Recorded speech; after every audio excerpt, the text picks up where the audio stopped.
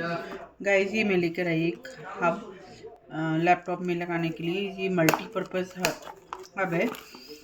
इसको हम लैपटॉप में बहुत सारे इसके साथ अगर हमें एक से ज़्यादा वो चलाने हो, गैजेट चलाने हो, तो उसके लिए हम इसको यूज़ करते हैं।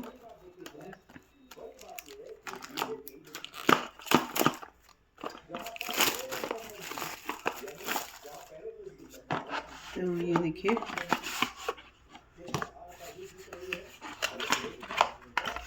ये देखिए, ये मुझे मिला है तो ये महंगा प्रोडक्ट, काफ़ी महंगा है ये, पर लेकिन बहुत ही काम का है।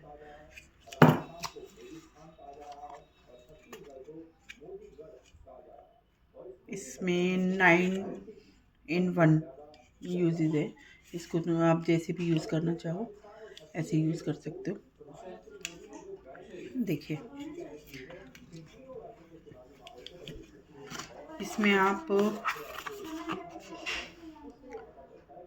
टाइप सी वाला है, USB लगा सकते हैं आप इसमें, और कार्ड लगा सकते हैं आप। ऑटो जैक है, SDOTF है, HDMI है, टाइप सी वाला है।